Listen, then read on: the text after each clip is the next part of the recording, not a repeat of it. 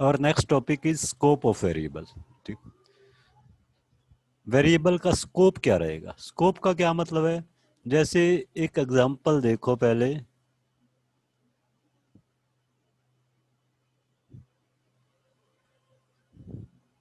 एक सिंपल सा एग्जांपल था सम फंक्शन वाला, वो वाला देखते हैं हम।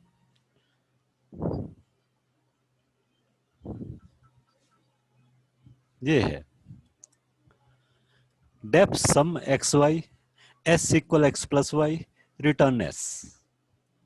इस एग्जांपल को देखो। अब इसमें सपोज मैं ये रिटर्न स्टेटमेंट राइट नहीं करता, सिंपली क्या कर देता हूं, def sum x y s equal x plus y, और इस फंक्शन को मैं कॉल कर देता हूं। ठीक, ये इसका पूरा प्रोग्राम किया हुआ था ना, कहीं पे ऊपर था शायद।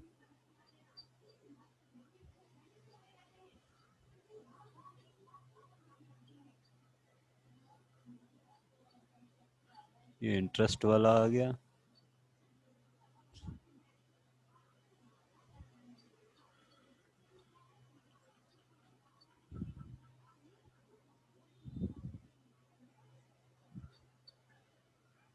ये प्रोग्राम देखो।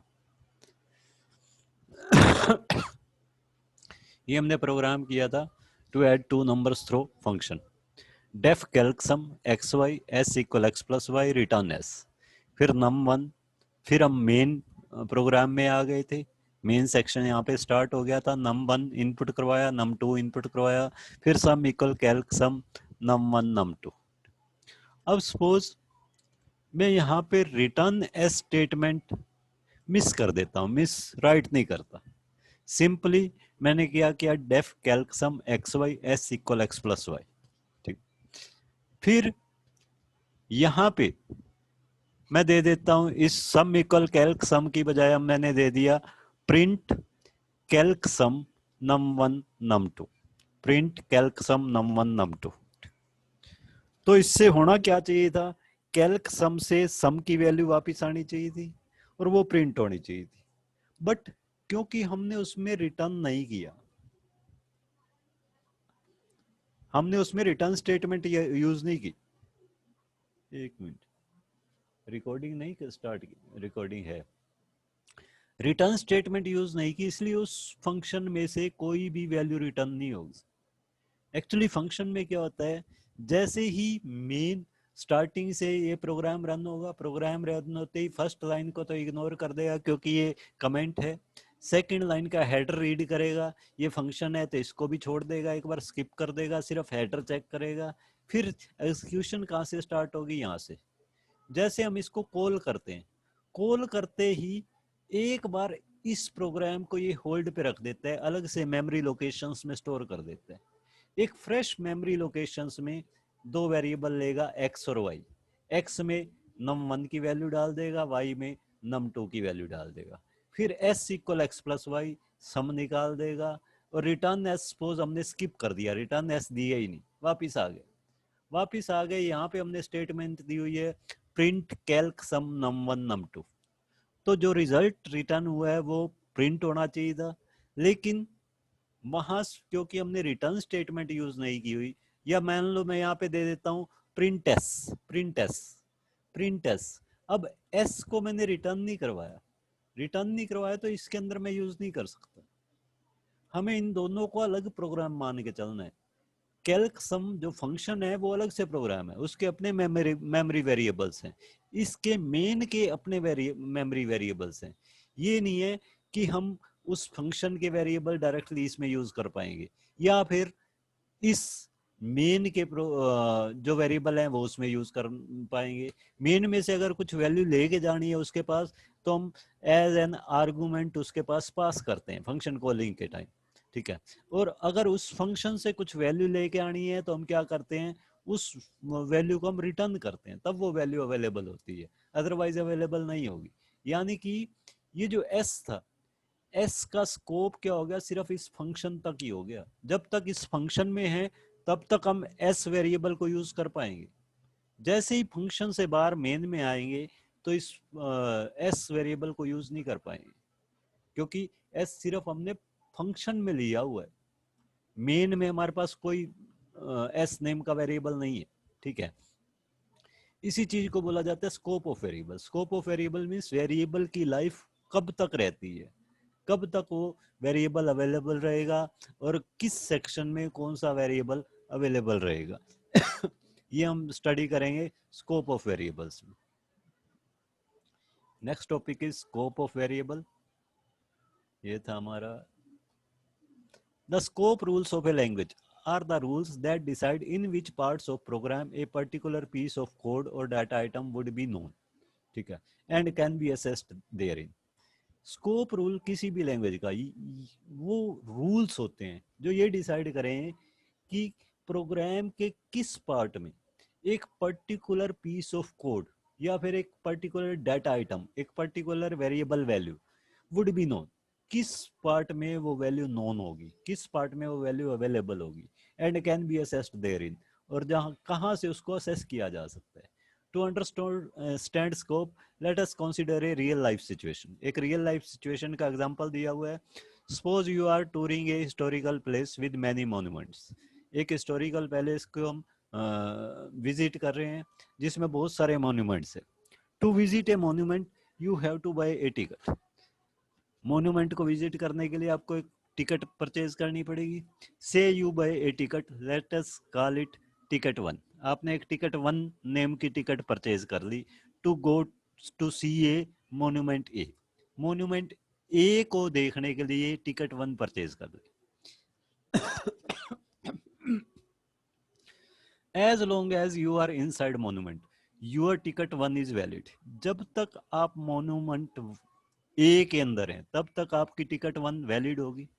But the moment you came out of monument A the validity of ticket is over. जैसे ही हम उस मॉन्यूमेंट ए से बाहर आ जाएंगे हमारी उस टिकट की वैलिडिटी ओवर हो जाएगी।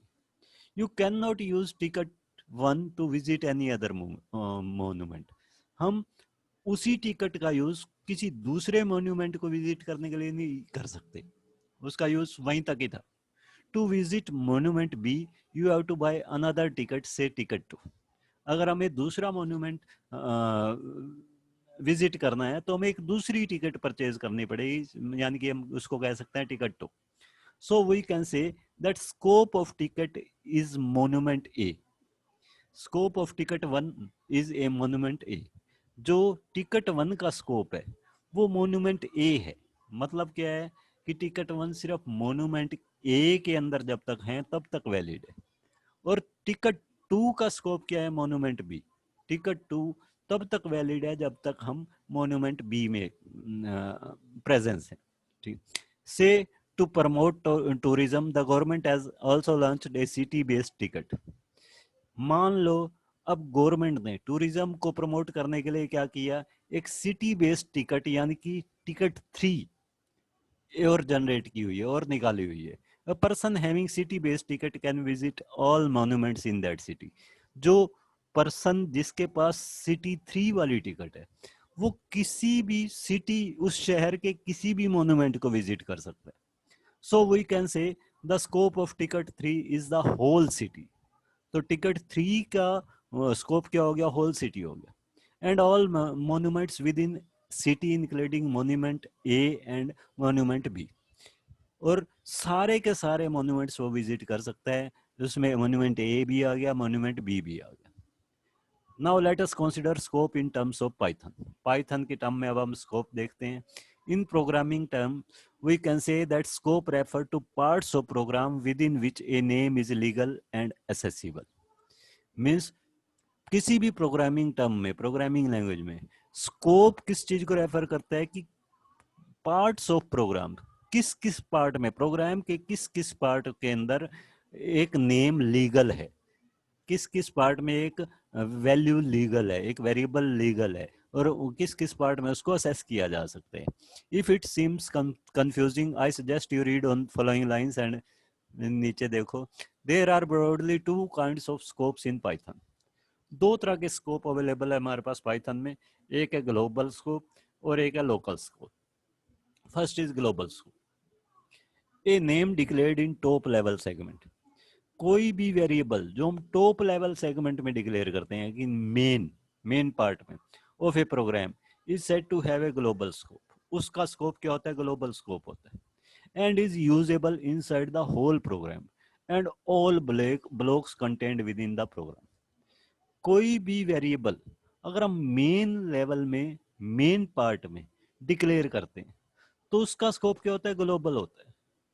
उसको हम पूरे प्रोग्राम में सभी ब्लॉक्स में सभी फंक्शंस में कहीं पे भी यूज कर सकते हैं। जो जो उस प्रोग्राम के अंदर डाले हुए ब्लॉक्स उन सब में यूज कर सकते हैं। यानी कि यूं कह लो ये सिटी टिकट है। Compare with real life example given above, we can say that ticket three has global scope. हम यूं कह सकते हैं कि टिकट 3 का ग्लोबल स्कोप है, ठीक है, within a city as it is usable in all blocks within the city, क्योंकि उसको सिटी के किसी भी ब्लॉक में यूज किया जा सकता है। सेम थिंग यहाँ पे है, मेन में जो हम नेम यूज करेंगे, जो वेरिएबल यूज करेंगे, जो वैल्यूज यूज करेंगे, ठीक, वो उसका स्कोप ग्लोबल होगा। यानी कि उसको किसी भी फंक्शन में हम यूज कर सकते हैं, किसी भी ब्लॉक में हम उसको यूज कर सकते हैं, ठीक है। सेकेंड थिंग होती है लोकल स्कोप। लोकल स्कोप क्या होता है? A name declared in a function body is said to have local scope. कोई भी नेम जिसको हमने फंक्शन बॉडी में डिफाइन किया हुआ है उसको क्या बोला जाता है? Local scope. उसका स्कोप क्या होता है? Local scope. It means it can be used only with in the function.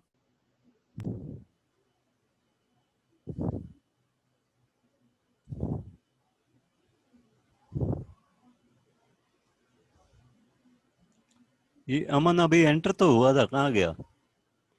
फिर से डिस्कनेक्ट हो गया क्या?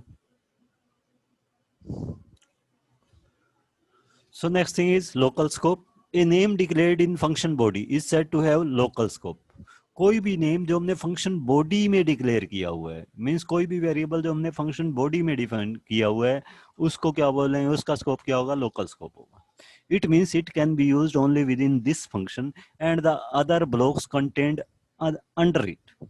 इसको हम कहाँ पे यूज कर सकते हैं? सिर्फ इसी फंक्शन में यूज कर सकते हैं, या फिर कोई अगर ब्लॉक इस फंक्शन के अंदर बनाया हुआ है या इस फंक्शन के अंदर कुछ कोई और फंक्शन यूज किया हुआ है तो उस फंक्शन के अंदर कर सकते हैं, लेकिन इससे बाहर जाके मेन में जाके हम उसको यूज नहीं कर सकते, ठीक है। The names of formal argument also have local scope.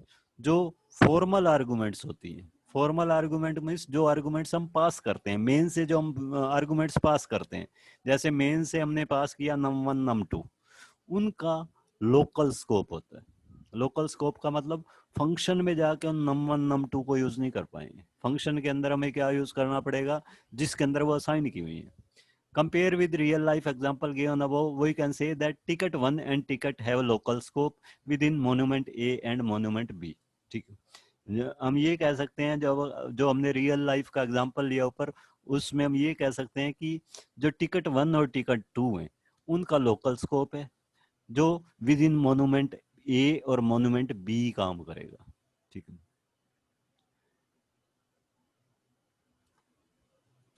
A local scope can be multi level.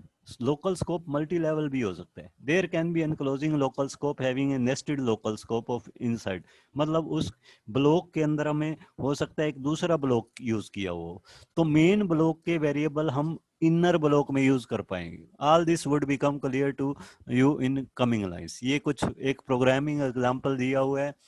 Consider the following Python program, ठीक है।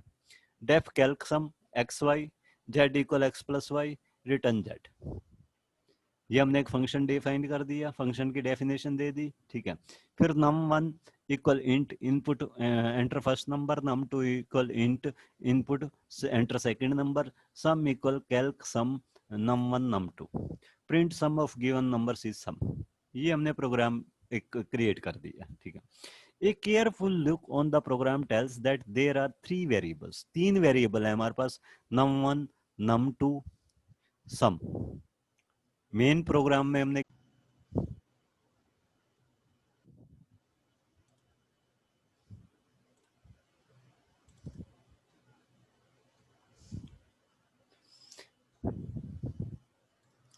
A careful look on the program tells that there are 3 variables num1 num2 and sum defined in main program. अगर हम carefully देखेंगे तो main program के अंदर हमने सिर्फ 3 ही वेरिएबल यूज किए हैं, num1 num2 और सम, ठीक है। And 3 variable x and y z defined in function calc sum. Calc sum में भी x y और z, ये 3 फंक्शन हम 3 वेरिएबल हम यूज कर रहे हैं। So as per definition given above, num1 num2 and sum are global variables. क्योंकि num1 num2 और सम ये किस में डिफाइंड है, मेन में डिफाइंड है, तो ये ग्लोबल वेरिएबल्स हो गए, ठीक है। और एक्स वाई जेड क्योंकि ये फंक्शन में डिफाइंड है, ये कौन से हो गए, ये लोकल वेरिएबल्स हो गए, ठीक है। ये local to function calc sum function में ही यूज हो पाएंगे और कहीं यूज नहीं हो पाएंगे। Let us now see how there would be different scope for variables in this program by checking the status after every statement executed। Means हम एक एक स्टेटमेंट को एग्जीक्यूट करेंगे, ठीक है, चेक करेंगे कि क्या हो रहा है। फर्स्ट ऑफ ऑल जब इस प्रोग्राम को एग्जीक्यूट करेंगे डेफ स्टेटमेंट आएगी, ठीक है। लाइन 1 डेफ एनकाउंटर्ड, डेफ आ गया, एंड लाइंस, इसके बाद इसको डेफ को तो चेक करेगा, चेक करने के बाद इस फंक्शन की बॉडी में जितनी भी स्टेटमेंट दी हुई है उन सबको स्किप कर देगा, मीन्स लाइन 2 और 3 को इग्नोर कर देगा, ठीक है। फिर डायरेक्टली आएगा लाइन 4 पे, यानी कि मेन की फर्स्ट स्टेटमेंट, इसकी एग्जीक्यूशन स्टार्ट होगी। Execution begins and global environment is created. यहाँ पे एग्जीक्यूशन स्टार्ट हो जाती है और एक ग्लोबल एनवायरनमेंट क्रिएट हो जाता है, ठीक। num1 is added to this environment. इस एनवायरनमेंट में एक वेरिएबल ले लिया जाता है num1, ठीक है।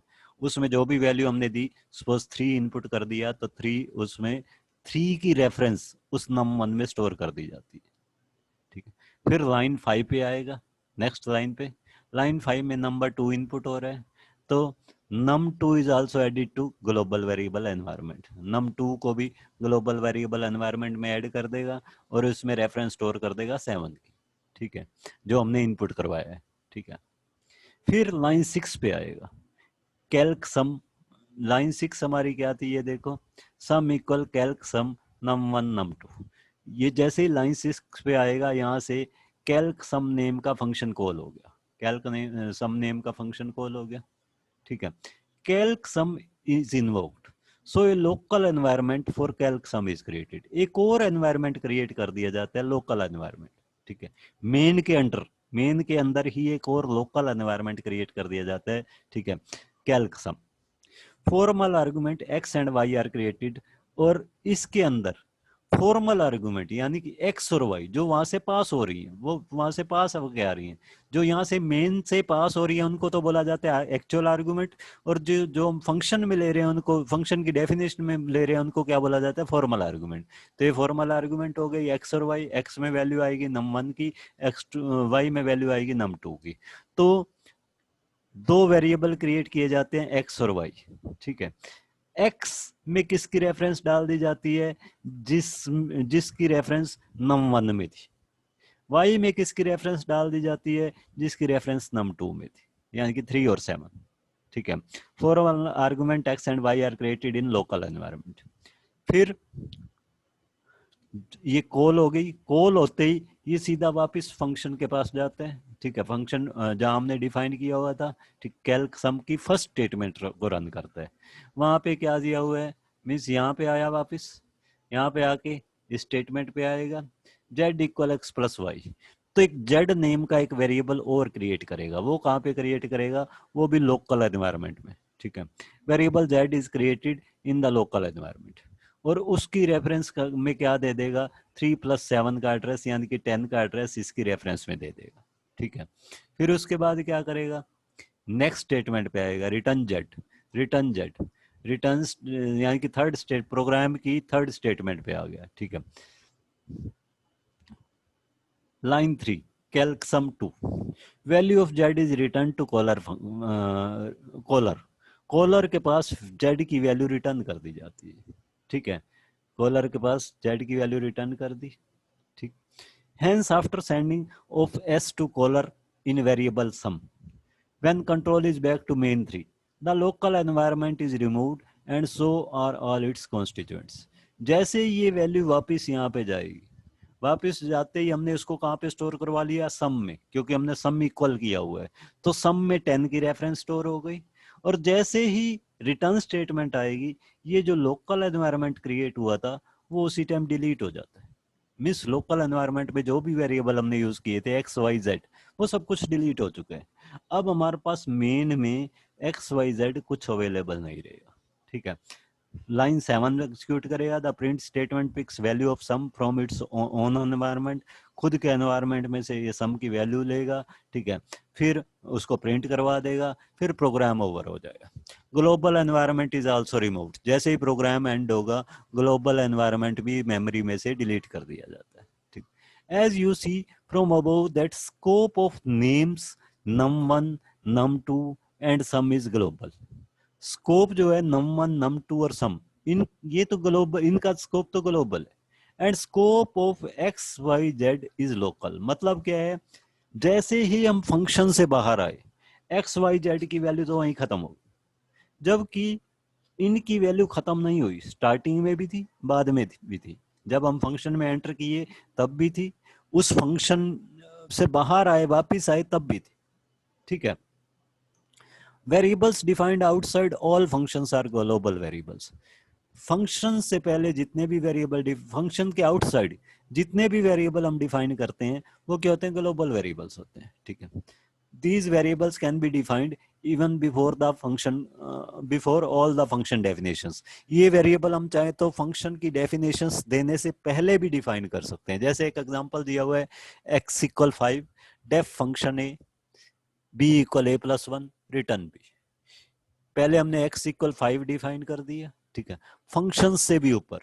वैसे नॉर्मली हम क्या करते हैं, सभी फंक्शंस पहले डिक्लेयर करते हैं, बट ऐसा कुछ स्ट्रिक्ट रूल नहीं है। हम चाहे तो कोई भी वेरिएबल डिफाइन करना चाहे तो डिफाइन कर सकते हैं, ठीक है।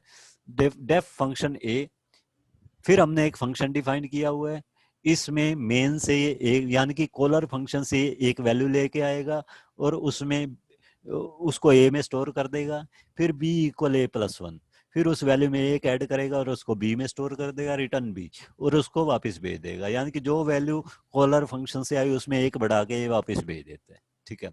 y इक्वल, अब मेन सेक्शन में आ गए, y equal input enter number, z equal y plus function x, ठीक, y plus function x means पहले हमने एक नंबर इनपुट करवाया, सपोज 4 इनपुट करवा दिया। पहले जब एग्जीक्यूशन होगी पहले तो x में 5 ले लेगा, x में 5 ले लेगा, फिर y equal input enter number, इसको डेफ फंक्शन ए पे आएगा, इसको इग्नोर करेगा इन दोनों स्टेटमेंट्स को, फिर इस इनपुट वाली स्टेटमेंट पे आएगा, एक नंबर इनपुट करवाएगा, वो हमने y में ले लिया, ठीक।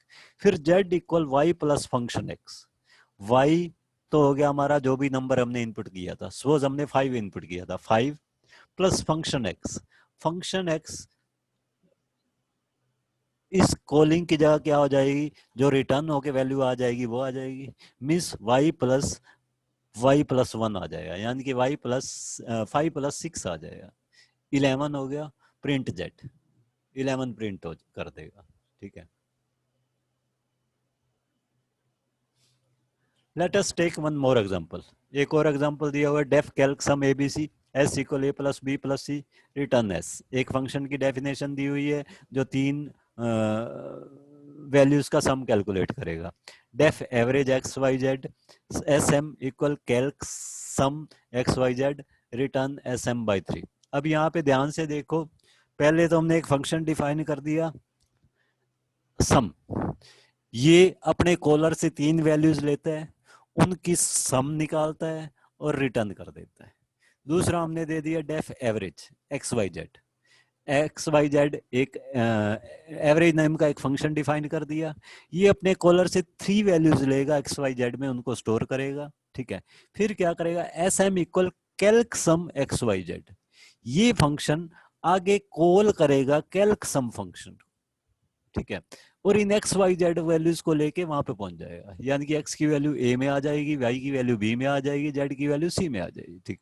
एस इक्वल ए प्लस बी प्लस सी, सम निकालेगा, उसको लेके वापिस यहीं पे आ जाएगा, ठीक। यहाँ पे आया, इसमें एस एम में वो रिटर्न वैल्यू यानी कि सम स्टोर हो जाएगा, रिटर्न एस एम 3।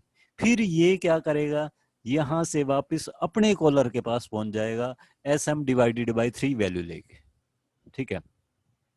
अब num1 equal int input enter number 1, num2 equal int input number 2, num3 equal int input number 3। ये हमने 3 स्टेटमेंट्स दे दी 3 नंबर इनपुट करवाने के लिए मेन सेक्शन में। फिर print average of these numbers is average num1 num2 num3। हमने डायरेक्टली कौन सा फंक्शन कॉल कर लिया, एवरेज। ठीक है, तो 3 नंबर इनपुट होंगे, 3 नंबर इनपुट होते ही ये इनको लेके एवरेज नाम के फंक्शन के पास पहुंच जाएगा। ठीक है, मान लो फर्स्ट वैल्यू हमने दी 10, सेकंड 20, थर्ड 30। ठीक है, तो ये x में क्या स्टोर करवा देगा, ये एवरेज को कॉल करेगा, यहाँ पे आ जाएगा। x में स्टोर करवा देगा 10, y में स्टोर करवा देगा 20, z में स्टोर करवा देगा 30। ठीक, फिर sm equal calc sum x Y Z, इसने फिर से फंक्शन को कॉल कर दिया। ये यहाँ से डायरेक्टली कहाँ चला जाएगा, कैल्क सम में। ठीक है, एक्स वाई जेड की वैल्यू लेके ए में स्टोर करवा देगा 10, बी में स्टोर करवा देगा 20, सी में स्टोर करवा देगा 30। फिर एस इक्वल ए प्लस बी प्लस सी, एस क्या हो जाएगा 10 प्लस 20 प्लस 30 यानी कि 60। रिटर्न एस, उस एस को लेके वापिस यहीं पे आ जाएगा, एस एम में क्या स्टोर कर देगा 60। फिर return S M divided by 3, यहाँ से फिर अपने कॉलर के पास रिटर्न हो जाएगा एस एम बाई 3 वैल्यू लेके, यानी कि 60/3 20 वैल्यू लेके ये यहाँ पे रिटर्न हो जाएगा। यहाँ पे क्या आ जाएगा 20, यानी कि print average of these numbers is 20।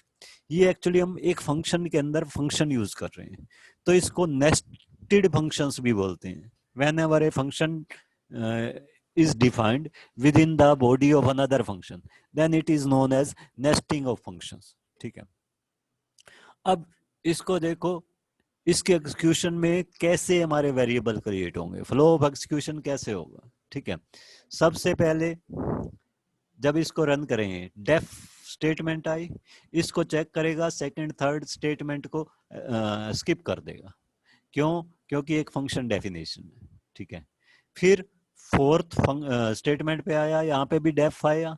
Def आया तो इस डेफ की मतलब फंक्शन हेडर को तो चेक करेगा, लेकिन इसकी बॉडी के अंदर जो भी स्टेटमेंट है चेक करेगा, कोई एक्शन नहीं लेगा।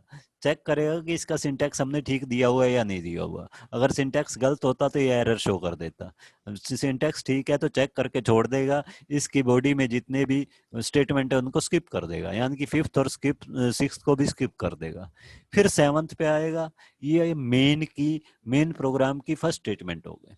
पहले नंबर 1 इनपुट करवाएगा, मेन प्रोग्राम के एग्जीक्यूशन स्टार्ट हो जाती है, ग्लोबल एनवायरनमेंट क्रिएट हो जाएगा। ठीक है, num1 नाम का एक वेरिएबल होगा, उसमें मान लो पहली वैल्यू हमने दी 3, तो 3 की रेफरेंस उसमें स्टोर हो जाएगा। ठीक है, फिर लाइन 8 एग्जीक्यूट होगी, 9 नेक्स्ट, उसमें क्या होगा, ग्लोबल वेरिएबल में ही, ग्लोबल एनवायरनमेंट में ही num2 ऐड हो जाएगा और उसमें 7 स्टोर हो जाएगा जो हमने इनपुट करवाया सेकंड वैल्यू, सपोज हम 7 इनपुट करवा रहे हैं। ठीक, फिर नेक्स्ट स्टेटमेंट यानी कि 9th रन होगी, इसमें भी ग्लोबल एनवायरनमेंट में ही एक और वेरिएबल क्रिएट हो जाएगा num3 और उसके अंदर थर्ड इनपुट वैल्यू यानी कि मान लो 5, ये स्टोर, इसकी रेफरेंस स्टोर हो जाएगी। ठीक है, ये तीनों ग्लोबल एनवायरनमेंट में हो गया। ठीक, उसके बाद हमने क्या किया, print average of these numbers is average num1 num2 num3। ठीक, तो ये हमने एवरेज नेम का फंक्शन कॉल कर दिया। जैसे इस फंक्शन कॉल करेंगे तो ये सीधा कहाँ पे चला जाएगा, इस स्टेटमेंट पे जहाँ पे ये फंक्शन डिफाइन किया हुआ, फोर्थ स्टेटमेंट पे आ जाएगा, फोर्थ स्टेटमेंट पे आ जाएगा। ठीक है, यानी कि फंक्शन एवरेज कॉल हो गया। फंक्शन एवरेज कॉल होते ही एक लोकल एनवायरनमेंट क्रिएट होगा एवरेज के लिए। ठीक है, उसमें 3 वेरिएबल क्रिएट होंगे, X Y Z, X Y Z, X Y Z create हो गए। एक्स में 3 की रेफरेंस, वाई में 7 की रेफरेंस, जेड में 5 की रेफरेंस, ये स्टोर हो गई। ठीक है, so a local environment for average is created, formal arguments x and y and z are created in local environment। next क्या होगा, लाइन 5, नेक्स्ट लाइन वापिस फिर लाइन 5 रन होगी, लाइन 10 के बाद मेन की 4, उसके बाद नेक्स्ट स्टेटमेंट रन होगी। नेक्स्ट स्टेटमेंट हमारी कौन सी थी, ये एस एम, हाँ ये वाली लाइन मेन की 5th लाइन रन होगी, S M equal calc sum x Y Z, ये वाली स्टेटमेंट रन होगी। ये वाली स्टेटमेंट रन होते ही फिर क्या होगा, function calc sum is invoked. इस फंक्शन इसमें हमने कैल्क सम नाम का फंक्शन इन्वोक कर दिया, कॉल कर दिया। इसलिए so a local environment for calc sum is created. Calc sum के लिए एक लोकल एनवायरनमेंट क्रिएट हो जाएगा, ठीक है, जो किसके अंदर क्रिएट होगा, एवरेज के लोकल स्कोप के अंदर क्रिएट होगा, ठीक है। For calc sum is created nested with in local environment of average. Average के लोकल एनवायरनमेंट के अंदर नेस्टेड होके होगा, ठीक है। इट्स फॉर्मल आर्गुमेंट्स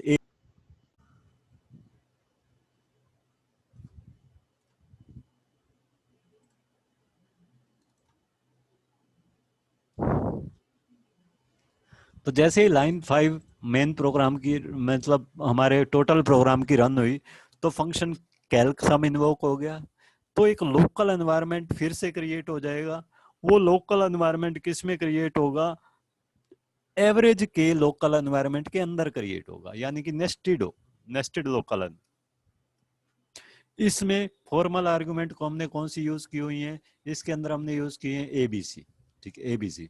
तो इस लोकल एनवायरनमेंट के अंदर ये 3 वेरिएबल करेगा एबीसी। ए के अंदर एक्स की रेफरेंस स्टोर करेगा यानी कि 3, बी के अंदर वाई वाले की रेफरेंस स्टोर करेगा यानी कि 7 की, सी के अंदर जेड वाले की रेफरेंस स्टोर करेगा यानी कि 5 की, ठीक है। ये क्रिएट कर दी, ठीक। फिर उसके बाद नेक्स्ट लाइन इस फंक्शन बॉडी को, इसकी फंक्शन की बॉडी को रन करेगा। इसके फंक्शन की बॉडी में क्या दिया हुआ है, एस इक्वल ए प्लस बी प्लस सी। तो इसमें एक वेरिएबल और क्रिएट हो जाएगा एस, इस लोकल में एक और वेरिएबल क्रिएट हो गया एस, एस वेरिएबल क्रिएट हो गया। और इसके इसमें किसकी रेफरेंस दे देगा, तीनों के सम की रेफरेंस, यानी कि 3 + 7 10 + 5 15 के सम की रेफरेंस इसमें दे देगा, ठीक है। ये भी इस लोकल एनवायरनमेंट में हो गया। फिर यहाँ पे हमने क्या किया है, return S, return S, return S.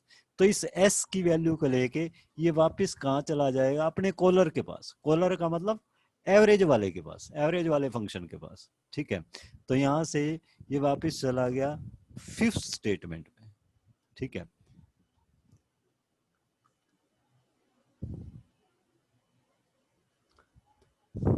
Value of S is return to S M of average. Average के एस एम में वैल्यू रिटर्न कर दी जाती है। And calc sum is over, और कैल्क सम का काम अब खत्म हो गया। तो इसका लोकल एनवायरनमेंट जो एवरेज के लोकल एनवायरनमेंट के अंदर नेस्टेड था वो अब खत्म हो जाए, वो खत्म हो जाए। अब सिर्फ ये रह गया इसके पास, यहाँ एवरेज में एक और एवरेज के लोकल एनवायरनमेंट में एक और वेरिएबल क्रिएट हो गया एस एम, उसमें किसकी रेफरेंस स्टोर हो गई 15, ठीक है। लाइन 6 अगली स्टेटमेंट में क्या दिया है, return S M, return S M, return S M था लास्ट नेक्स्ट स्टेटमेंट में, return S M divided by 3, return S M divided by 3। तो इसने एस एम को 3 से डिवाइड किया, यानी कि 15 को 3 से डिवाइड किया, 5 आ गया, उसको लेके वापस मेन में आ गया, ठीक है, मेन में आ गया, ठीक है, मेन में आ गया। मेन में हमने इसको किस वेरिएबल के इक्वल दिया हुआ है, मेन में हमने दिया है प्रिंट, सीधा प्रिंट में दिया हुआ है, प्रिंट में दिया हुआ है तो प्रिंट करवा देगा एस एम बाई 3 को, यानी कि 5 को प्रिंट करवा देगा, ठीक है। Line 6 return value is calculated as S M by 3, return value calculate होगी एस एम बाई 3 यानी कि 15/3 5। And return to caller, caller को रिटर्न कर देंगे मेन की 4 स्टेटमेंट को, ठीक। एवरेज भी ओवर हो गया, क्योंकि एवरेज फंक्शन से भी हम बाहर आ गए तो एवरेज भी ओवर हो गया। अब इसमें क्या हो गया, ये वाला एनवायरनमेंट भी खत्म हो गया, ये वाला, ठीक है। अब सिर्फ ग्लोबल एनवायरनमेंट में रह गया 3 7 5, और ये रिटर्न वैल्यू 5 रह गई जो हमने डायरेक्टली प्रिंट करवाई है, किसी में भी स्टोर नहीं करवाई, ठीक है। Line 10, line 10 print statement receive computed value 5, print sits and program is over. Print statement ये रिटर्न वैल्यू को रिसीव करेगा और उसको प्रिंट करवा देगा, और प्रोग्राम ओवर हो जाएगा। प्रोग्राम ओवर होते ही ये ग्लोबल एनवायरनमेंट भी खत्म हो जाएगा, ठीक है। लाइन 5 ये गलत 2 बार ये स्कैन हो गया गलती से। Here we want to introduce another term, life time of a variable. अब हम एक चीज और यहाँ पे इंट्रोड्यूस करेंगे, life time of a variable. The life time of variable is the time for which a variable lives in memory. Variable की life time होती क्या है, कितने टाइम के लिए वो वेरिएबल मेमोरी में रहता है। For global variable life time is entire program run. जो ग्लोबल वेरिएबल है वो तब तक रहते हैं जब तक पूरा प्रोग्राम खत्म नहीं हो जाता, ठीक है। They live in memory as long as the program is running. And for local variable, जो लोकल वेरिएबल होते हैं, ठीक, lifetime is there functions run. Lifetime क्या होता है, जब तक वो फंक्शन रन होगा तब तक उनकी लाइफ होगी। It means as long as there function is being executed, जब तक उनका फंक्शन एग्जीक्यूट हो रहा है तभी तक उनकी लाइफ होगी। जैसे ही उस फंक्शन की एग्जीक्यूशन खत्म होगी तो उनकी लाइफ भी खत्म हो जाती है। तो ये लाइफ टाइम है, ठीक है। The time for which a variable or name remains in memory is called life time of a variable, ठीक है। वो टाइम जिसके लिए एक वेरिएबल या नेम मेमोरी में रहता है जितनी ड्यूरेशन के लिए, उस टाइम को क्या बोला जाता है, लाइफ टाइम ऑफ वेरिएबल, ठीक। अब नेक्स्ट टॉपिक हम कल ही करेंगे, नेम रेजोल्यूशन।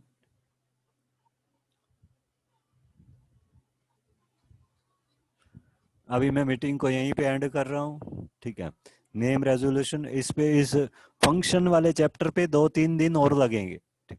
और ये चैप्टर बहुत अच्छे से करना है क्योंकि maximum number of questions functions वाले चैप्टर से आते हैं। फाइनल में भी मैक्सिमम नंबर ऑफ क्वेश्चंस जो होते हैं वो फंक्शंस वाले चैप्टर में से ही आए, ठीक है। इसलिए इसकी मैं तुम्हें एक्सरसाइज भी दूंगा, वो तुम्हें करनी है। मतलब इसकी खुद की एक्सरसाइज